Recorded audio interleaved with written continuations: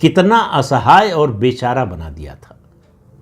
शायद मनमोहन सिंह ने वो दौर देखा होगा, याद होगा, उनको देखा ही होगा और याद भी होगा। इसलिए मनमोहन सिंह ने पहले दिन से सरेंडर कर दिया। उन्होंने घोषणा कर दी कि उनके शरीर में रीढ़ नाम की चीज़ नहीं है। तो इसलिए जो सोनिया गांधी ने चाहा 10 साल 2004 से 14 के बीच में, वो सब हुआ। मनमोहन सिंह की कोई हैसियत नहीं थी प्रधानमंत्री पद की शपथ लेने के बाद भी, और मनमोहन सिंह ने भी ये साबित किया कि सचमुच उनके शरीर में रीढ़ नाम की कोई चीज़ है नहीं। तो 2012 में अगर ऐसा होता, मान लीजिए, अभी कल्पना की ही बात है, मान लीजिए प्रणब मुखर्जी कांग्रेस के अध्यक्ष भी हो जाते और प्रधानमंत्री भी हो जाते, हालांकि ये संभव नहीं है।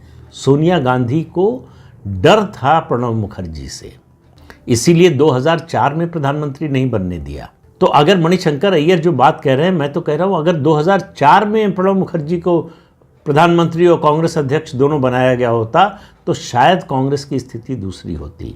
लेकिन प्रणब मुखर्जी का जो आभा मंडल बनाया जाता है, दरअसल उनकी वो क्षमता थी नहीं।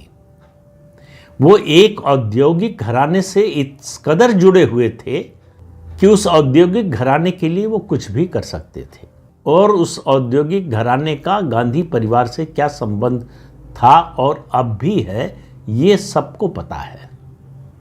और उस औद्योगिक घराने का जो विस्तार है, जो उसके बढ़ने की रफ्तार है और ऊंची छलांग लगाई, वो इंदिरा गांधी के समय से लगाई।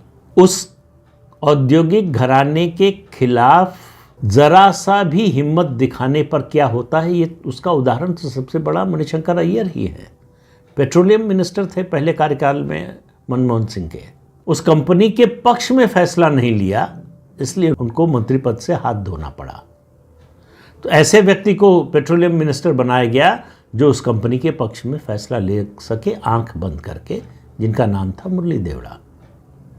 वो सब अतीत की कहानी है। लेकिन इतना तो तय है कि अगर 2012 में प्रणब मुखर्जी प्रधानमंत्री और कांग्रेस अध्यक्ष दोनों बन गए होते, तब भी कांग्रेस का कुछ नहीं होने वाला था। कांग्रेस का पतन तो 1991 के बाद ही शुरू हो गया था। वैसे तो शुरुआत तो उसकी जो है, आप कहें तो 1986 में बोफोर्स घोटाला सामने आने के बाद ही हो गया था, और 1989 यानी 1989 के लोकसभा चुनाव में जो नतीजा आया उसी ने बता दिया कि कांग्रेस अब नीचे ही जा रही है, ऊपर नहीं आएगी।